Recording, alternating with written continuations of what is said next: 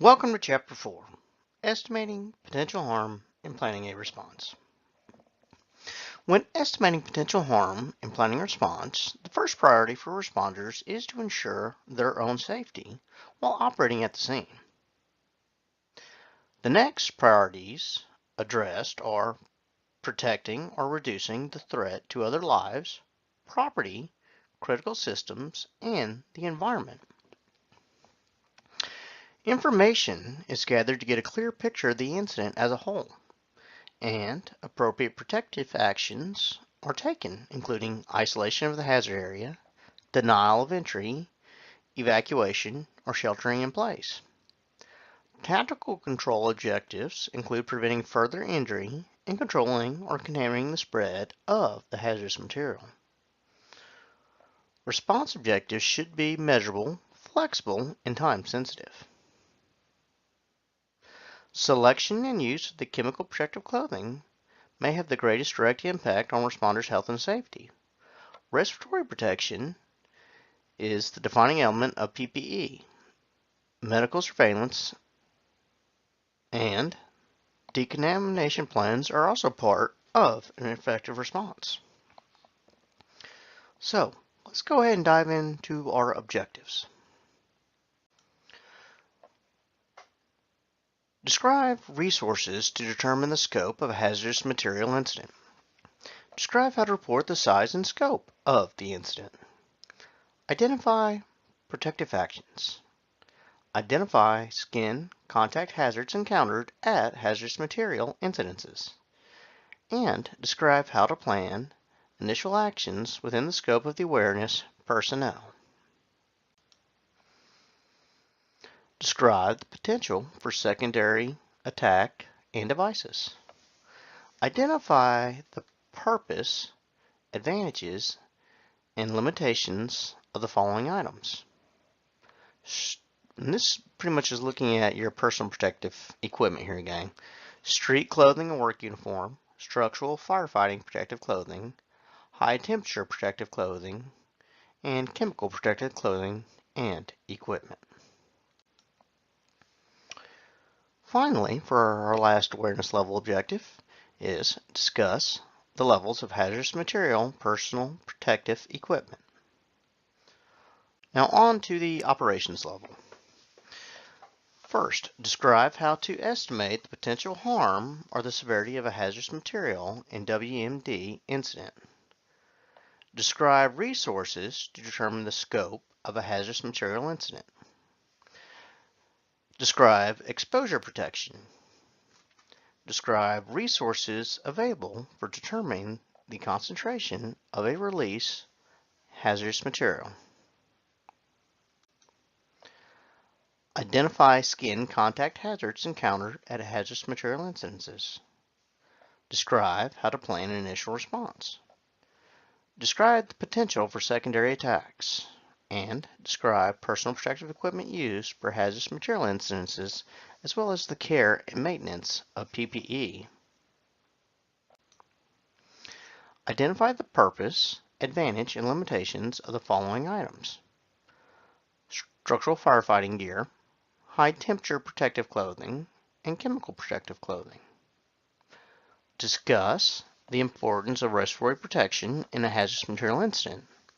And finally, discuss the importance of having a plan in place to decontaminate a victim. Okay, so as we said earlier, your first priority at a hazardous materials scene should be your own safety while operating on the scene, because you cannot help anyone if you become a victim yourself. Of course, now this does also include arriving in a safe manner to the scene and ensuring you and your crew do not become a liability. Next objective is to address the ever-important potential life safety issues for the public and the environment. Now, one of the first things to consider in a hazardous material incident is to estimate the potential harm or severity of the incident. The damage that a hazardous material will inflict on human beings is a function of the physical and chemical properties of the released substance.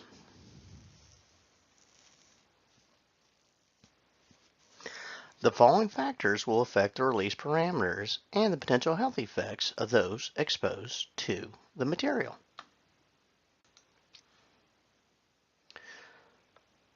Concentration of the hazardous material, the temperature and time of release, the pressure under which the substance was released, and the age, gender, genetics, and underlying medical conditions of the people that are exposed.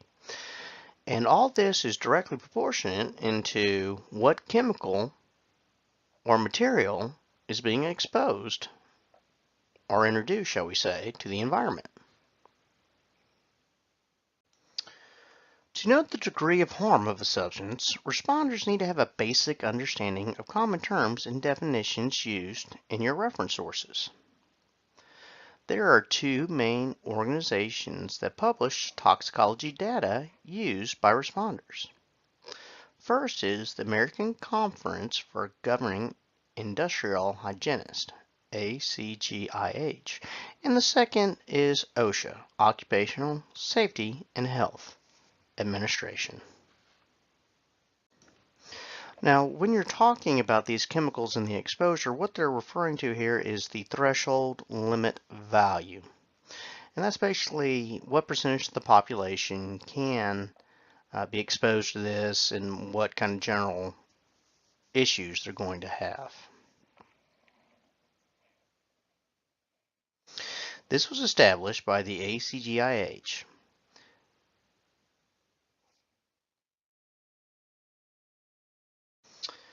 Now, when we're also looking at it, the other thing to consider is the permissible exposure limit. And basically, that's how long you can be exposed to the substance without any long-term or short-term type effects. And this was established by OSHA. And it is based on the maximum time weight concentration at which 95% of the exposed healthy adults suffer no adverse effect over a 40-hour work week. This is measured in parts per million, ppm, or parts per billion, ppb, or parts per trillion, ppt. Milligrams per cubic meter is mg over m3 for substances such as fibers and dust. So this is a way to measure those toxicological values to see how long somebody can be exposed to them. Threshold limit value and short-term exposure limits. The maximum concentration of a hazardous material to which workers can sustain a 15-minute exposure and not more than 4 times a day without experiencing irritation or chronic and irreversible tissue damage.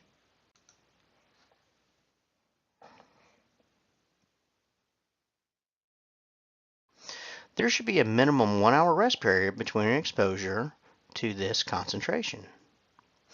The lower values are the more toxic substances. So when you're looking at these, and we'll see some examples, and there's some examples in text, the lower numbers are the more dangerous chemicals. The threshold limit value time weight average. This is the maximum airborne concentration of a material to which a worker can be exposed for 8 hours a day in a 40-hour work week and not suffer any ill effects.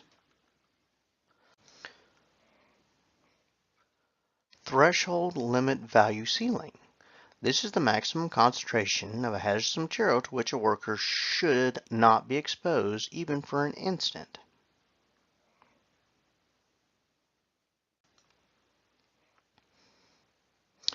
Threshold limit value in skin. This is the concentration at which direct or airborne contact with the material could result in possible and significant exposure from absorption through the skin, mucous membranes, and eyes.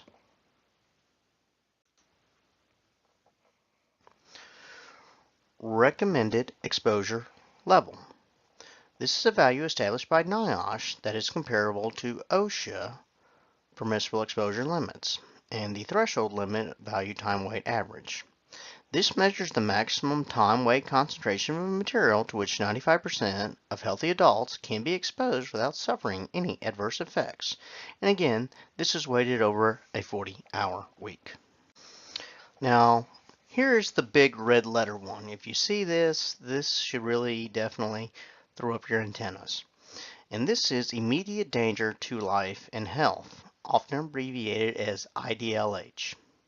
This is the atmospheric concentration of any toxic, corrosive, or asphyxiant substance such that it poses an immediate threat to life or could cause irreversible or delayed adverse health effects.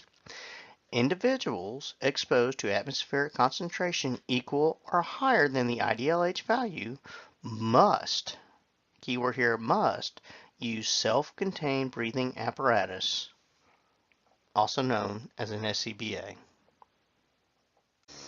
As we saw again in the last chapter, the ERG is a great reference book for your evacuations, distances, and given basic action plans.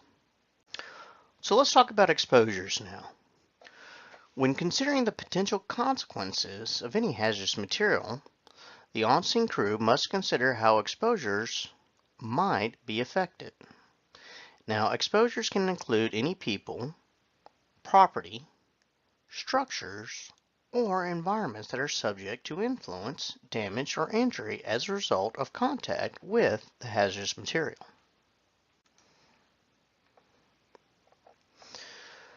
The number of exposures is determined by location of the incident, the physical and chemical properties of the released substance, and the amount of progress that has been made in protecting those exposures by isolating the release site or taking some sort of protective action.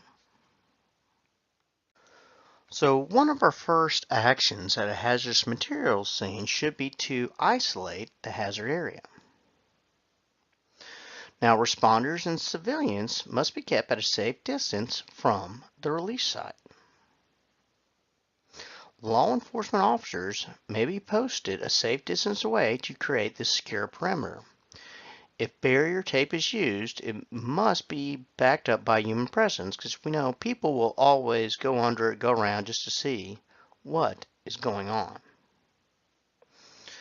And of course, with the human person there, they should obviously deny entry to anyone trying to get in, whether it be media or maybe someone that lives within this exclusion zone. So, if you're in the exclusion zone, we really got to look about evacuation and removal and evacuation of an individual who may be affected by the approaching release of the hazard. Should definitely get the heck out of the way. And this should not require personnel to wear PPE to enter the contaminated atmosphere. So if you're evacuating people and getting them out, then you really shouldn't have fear of, at the immediate point, of the vapor or chemical. So basically your folks can kind of run around, and this is more of a proactive measure. So let's say you have a release, and the release is really confined to, say, 1 block, but you want to evacuate 3 blocks just to be safe. Well, blocks 2 and 3 could be quite safe to evacuate wearing, no PPE whatsoever, but that should be confirmed with air monitoring and things of that nature. So let's say that you have individuals that are inside that first block where the immediate release is going on. So one action that may be taken, because if you can't get them out and you don't have the proper PPE to get them out, then you should advise them to shelter in place. And this is temporarily keeping the people located in here or in the hazard area in a cleaner atmosphere, usually inside structures. And basically what you're doing is requiring them, to turn off the air conditioner, shut the vents, maybe wear surgical masks, things of that nature. Anything to help limit their exposure until you can safely get them out, or maybe you can mitigate the situation. So another thing to consider is reporting the size and scope of the incident. And this is basically just using the information available at the scene. Be as accurate and clear as possible when communicating it. So if you're the first one on scene, Try to identify where the hazard's coming from, how big the container is, what the substance is, maybe where the runoff is going, things of that nature. Another thing to ascertain when we're looking at this response area is try to figure out the concentration of the material that's being released. And that's essential in helping determine how potent the chemical is or what it is.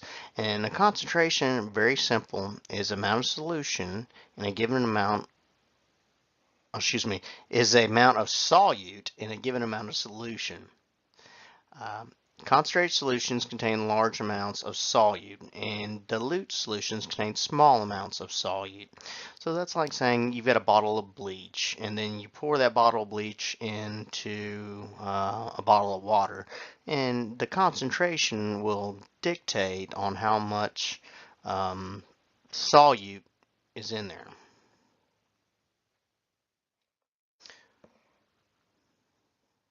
Now, regarding corrosive concentrations is an expression of how much acid or base is dissolved in a solution.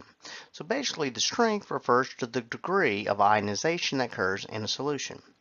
A strong acid, such as hydrochloric acid, is strong even if it is found in a diluted concentration.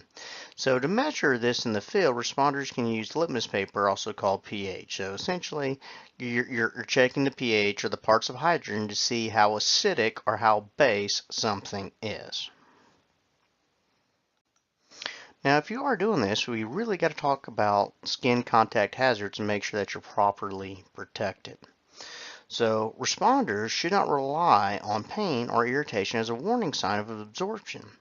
Some poisons are so concentrated that just a few drops on the skin can result in death, and immediate death at that.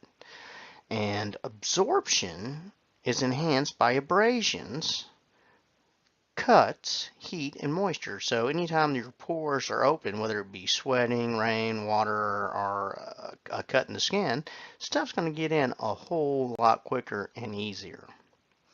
Now, corrosives will immediately damage the skin or body tissue upon contact, and of course, acid causes the skin and respiratory tract burns. Your more basic materials are your alkaline materials, dissolve fats, and liquids that make up skin tissue, meaning these are more deeper and more destructive burns than acid burns. They're kind of more internal, if you will. So how are you going to plan an initial response? So when planning a response, you must understand the nature of the incident and determine a course of action that will favorably change the outcome. Tactical control objectives are actions that may or may not involve the actual stopping of the leak or releasing of a hazardous material. Responders must know if the material is a solid, liquid, or a gas, and if the spill is still in progress or has ceased.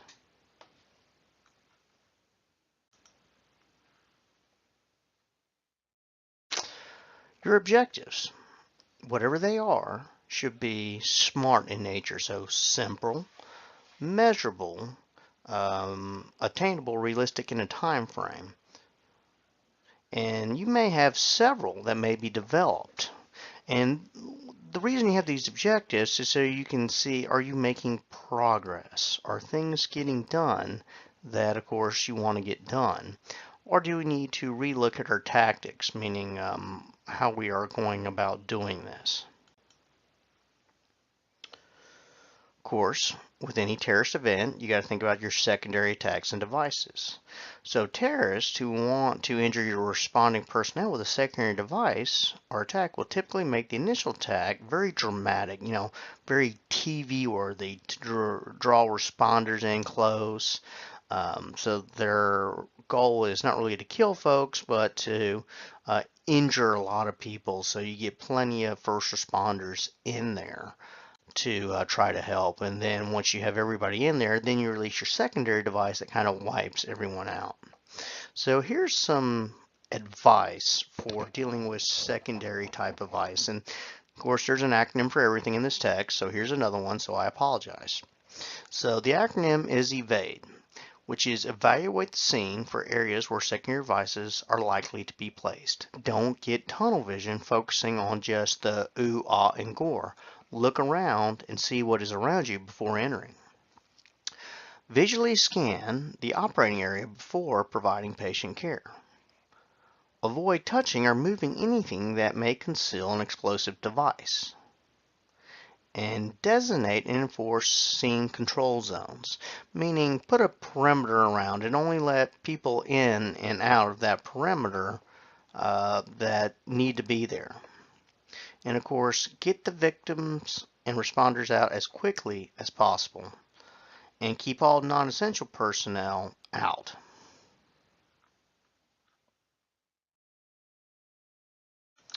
Now we'll go more into the defensive actions. So this is basically not the awareness level stuff. This is operational level stuff. So what can you do to kind of contain the product? And what I mean by contain the product is keeping it from spreading. So the protective measures that you can do at the operation level is diking and damming, which is kind of like, when you used to play in the creek, if you played in the creek as a kid, and just throwing dirt in front of it and slowing the water down or causing it to pull up. Another thing to do is spatially stopping the flow. Is there a shutoff valve you can use? And another idea, of course, is diluting or diverting the material. So is there a chemical you can add to neutralize it? And then the final one here is suppressing or dispersing the vapor. And that can be used with air currents, whether it be from a fire hose or some sort of a positive pressure type fan. So if you are doing these protective actions, this means that it's going to put you in the hot zone where the chemical actually is. So if you're going to be in the hot zone, you need to determine of which PPE is needed to be in there.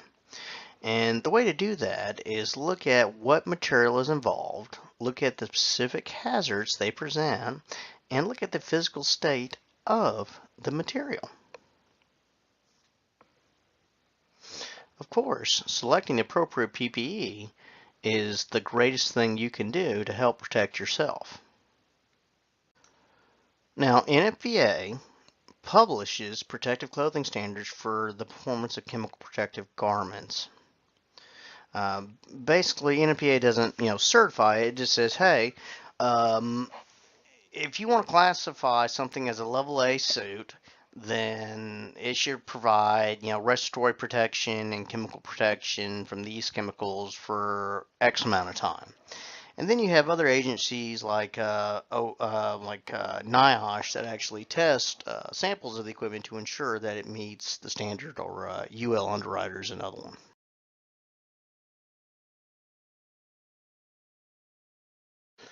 So now let's look at the different types of personal protective equipment.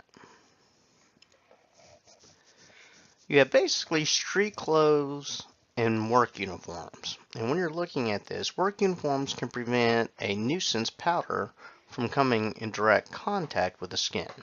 So very limited protection whatsoever. Now, if you're looking at firefighting gear, and this includes your helmet, your coat, your pants, boots, gloves, hood, self-contained breathing apparatus, and your pass device, this can be an ideal protective piece of equipment. And it all depends on what type of environment you're in. So, if it's something that has high flammability, low toxicity, then, this may be the way to go. But if it's something that's more toxic and less flammable, then you're probably looking to go more to one of those chemical protective type suits. And we'll talk a little bit more about those here in a minute. Another type of PPE is your high temperature protective clothing and equipment. And it basically shields the wearer during short-term exposures to high temperature. And a lot of times what you'll see, or where you'll see these, are essentially at airports. That's where you see them primarily because of the high fuel content of the airplane and the high heat release rate. But this is the biggest spot I can think are chemical factories where you would see this type of personal protective equipment. So chemical protective clothing and equipment. This is designed to prevent the chemical from coming in contact with your body. Now, time, temperature, and resistance to cut, tears, and abrasions are factors that affect the chemical resistance of the material. Chemical resistant materials are designed to inhibit or resist the passage of the chemical into and through the material. Penetration refers to the flow or movement of a hazardous material through closures such as zippers, seams or porous material, pinholes, or other imperfections in the material.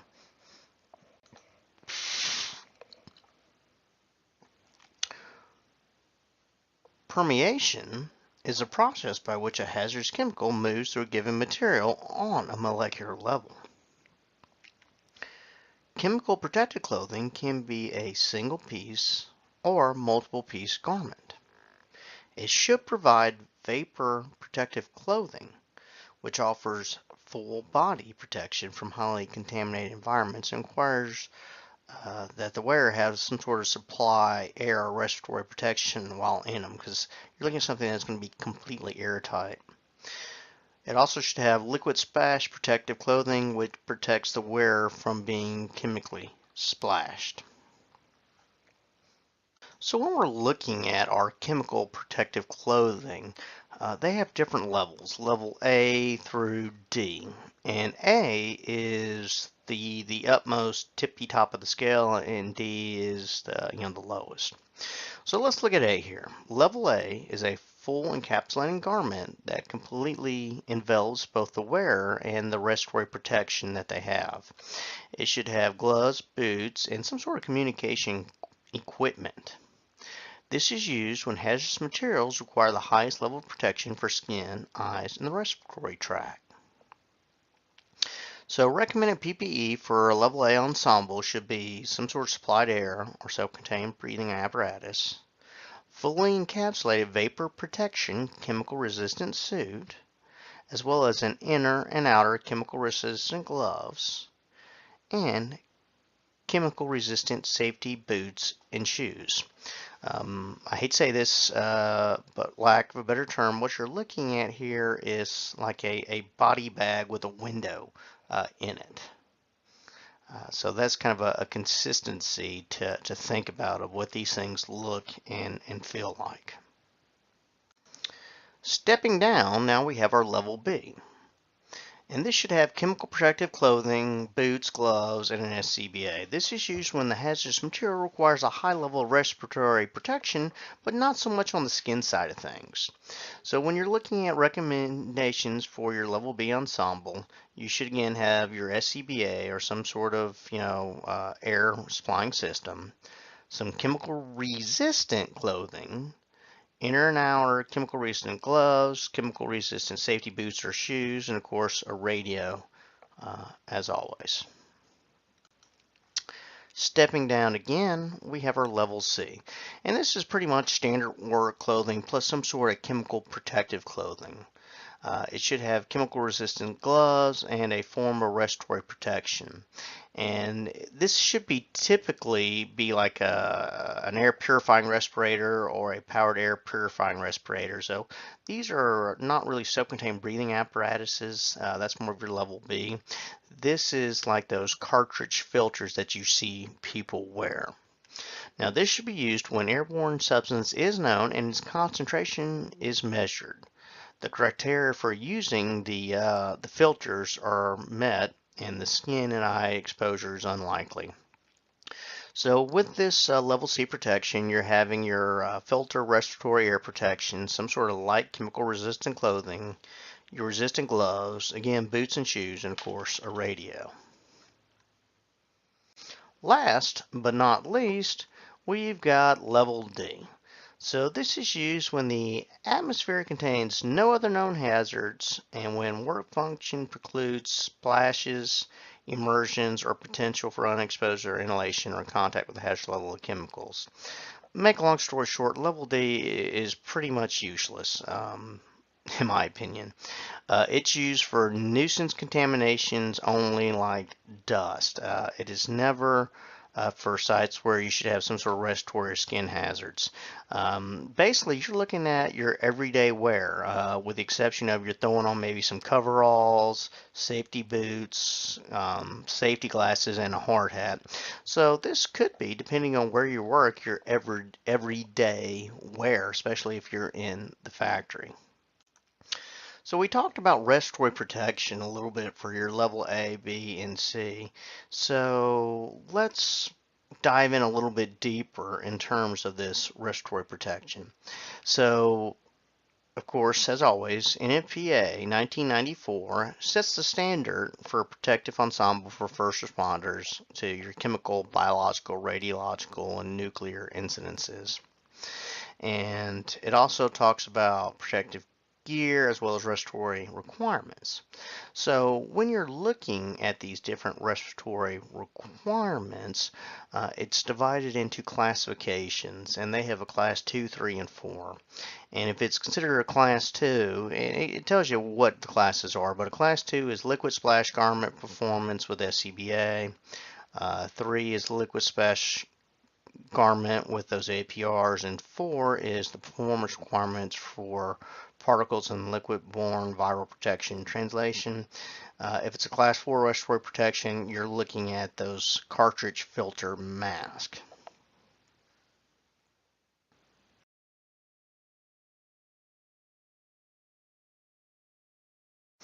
Now, if you're wearing these respiratory protections, you have to have certain physical capabilities to do so.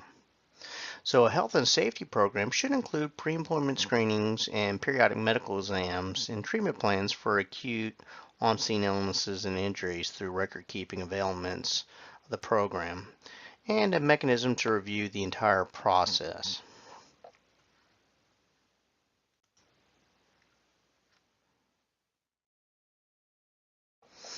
You should have medical surveillance objectives, and this is determined if an individual can perform the duties. To detect changes in the body's sensing functions caused by exposures, as well as physical exam at least once a year. And the performance exam should be based on expected task an employee may perform. In short, you look at all this is saying, look at somebody, see if they had an issue, can they do the job, and look for potentials of long-term exposure effects of the hazardous material. So we talked about an SCBA, and here's a great picture of one. And this prevents the inhalation and ingestion and exposure of respiratory-borne stuff. This is mandatory, of course, for your fire service personnel. Of course, you may also have seen these if you're in the law enforcement and you've worked in the jail. They should have these type devices in the jail as well. Notice these are heavy, they contain air, it's a positive pressure system, so every time you breathe in, air comes out of the tank, and when you exhale, the air is forced out of the edge of the mask, thus keeping the negative pressure or positive pressure type environment, which keeps the particulate or the hazard out of the mask. Now, one of the drawbacks of the SCBA is the time frame. Now, you can have a 60-minute bottle, 45-minute bottle, or 30-minute bottle, and that's, a rough estimate on how long it's going to last. So if you're looking at somebody that is going to be in the environment for, quite some time, you may want to look at having a supplied air respirator. And this basically is just a positive pressure air line that is hooked up to some sort of external air source, whether it be a compressor, air cylinders, whatever the case may be. Good thing is, it's just a simple hose and air line, and it's not this big heavy tank riding on your back, so it's less bulky and weighs less. You see these a lot of times in movies for people that are working with CDC labs and things of that nature. If I remember correctly, Outbreak was one that had great pictures of supply air respirators in terms of the level A suit. Now another type of SCBA is a closed circuit SCBA, and they're also known as rebreathers. So basically, when we breathe in air in the environment or something in a compressor, it contains 21% oxygen.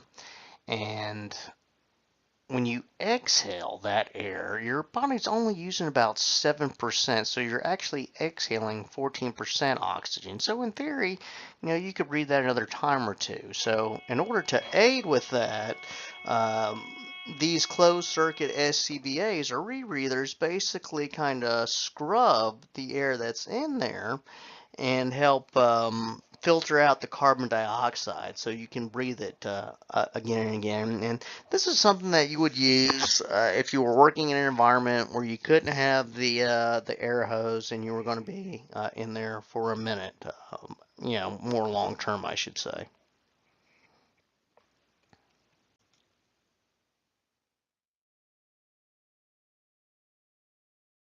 Next, we have an air purifying respirator, and this is a filtering device of particulate respirators that remove particles, vapors, and contaminants from the air before it is inhaled. Again, this is kind of like that face mask thing.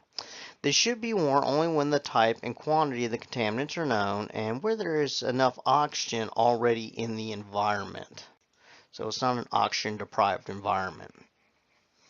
They do not have a separate source of air, and the filter and they purify ambient air before inhalation. Uh, The ambient air should at least be 19.5% oxygen, and they should not be worn at hazardous material incidents until the air has been tested to determine what the heck is going on. Our last type of respiratory system we're going to look at is a powered air purifying respirator. Now this is kind of similar to an APR, but it does include a very cool small fan to help circulate the air in the mask. I call that basically air conditioning. The advantages are that it diminishes the work of breathing of the wearer because you're not having to inhale so much to get the air in because it's literally blowing it or using positive pressure, so to speak, to help get it in. And with that fan going in there, it helps keep your mask from fogging up. And of course, it provides that air conditioning, as I say, that constant cool flow of air across the face. So to me, at least it makes it feel a little better, even though you're sweating to death inside the suit. At least you got a little bit of a cool breeze coming through. So let's look at decontamination. So once you're in there playing in the stuff, or you've got victims in there, you got to start talking about getting that stuff off of them so they're not getting the material all over the place. So a procedure plan must be established to clean these people up who have become contaminated. And let's clearly define contamination, okay?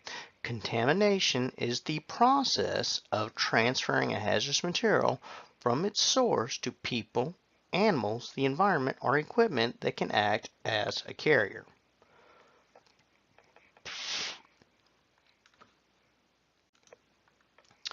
Decontamination is the physical and or chemical process of reducing and preventing the spread of contaminants from the people, animals, and environment, or the equipment.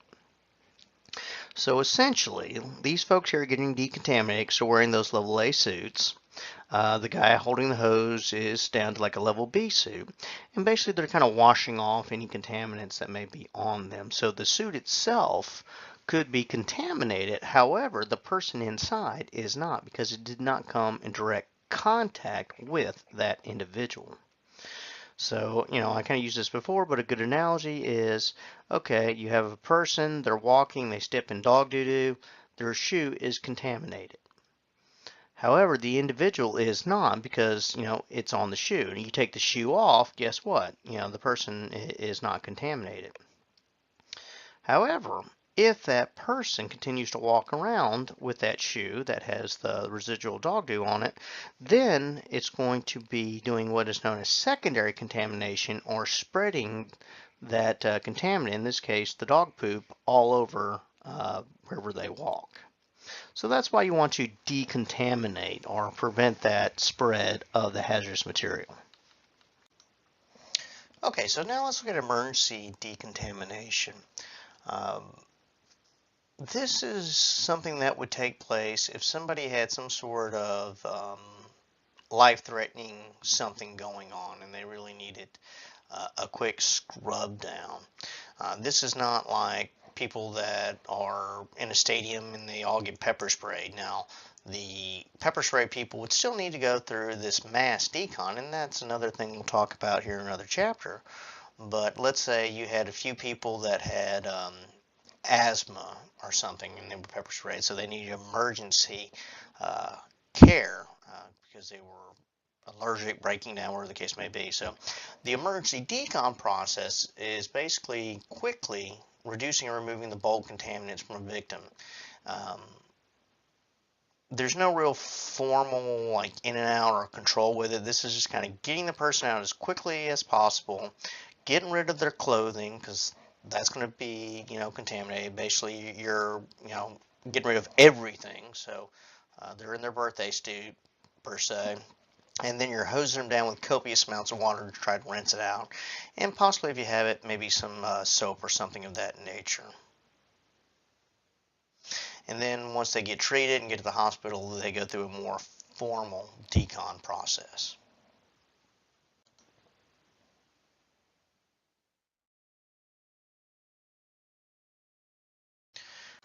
Alright, so we talked about our secondary contamination already, so I'm not going to hit this again.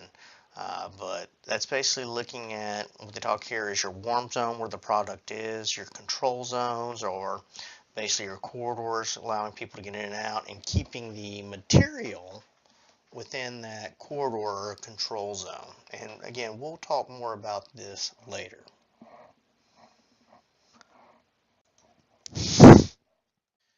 Okay, so let's summarize this chapter here for you. So the first responder priority should be the safety of yourself while operating at the scene. In W&D and hazardous material instances, your second priority needs to basically protect life, property, and critical systems in the environment. You need to have some frame of reference for the degree of harm a substance may possess. Responders should have a basic understanding of some commonly used toxicology terms, and that was that, threshold limits and IDLH and things of that nature.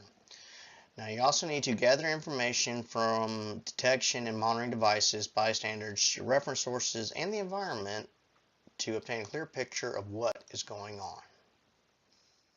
Exposure can include people, property, structures, or the environment that are subject to influences, damage, or injury as a result of contact with the hazardous material.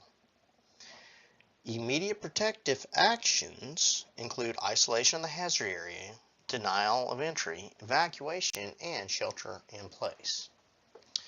Your tactical control objectives include preventing further injury and controlling or containing the spread of the hazardous material. Response objectives should be measurable, flexible, and time sensitive. They should also be based on a chosen strategy. Your defensive actions include diking and damming, absorbing and adsorbing the hazardous material, stopping the flow remotely from a valve or shutoff, and diluting or diverting the material, and suppressing any vapors that may be there. The decision to take action at a hazardous material incident should be based on the concepts of risk versus benefit. The type of PPE required for an incident depends on the material involved. Any specific hazard, the physical state, and the material and the task to be performed at the operation level of the responder should be considered. The selection and use of your chemical protective clothing may have the greatest direct effect on your own health and safety. The EPA defines 4 levels of your personal protective equipment, and that's level A through D, with A being the highest. Remember, EPA 1994 is the standard for your respiratory protection, and you have class 2, 3, and 4. Respiratory protection is important that it can be viewed as the defining element of your personal protective equipment. And really, if you look at the chemical resistant suits, that's kind of one of the identifying markers, as well as chemical resistance, as well as aerosol resistant. Medical surveillance is the cornerstone of an effective health and safety management system for responders. Before any personal protective equipment is worn, hazardous material response personnel should be aware of the psychological and physiological stress those garments can have. Even though there should be no intentional contact with your hazardous material, there should be a plan or procedure established at every hazardous material incident to decontaminate anyone that may come in contact with the hazard. Okay, gang, so you have plenty of questions to review this week. If you have any questions, you can email me at aroberts@athenstech.edu, or you can give me a call in the office here at 706-357-0162. Until next time, be safe and have a wonderful day.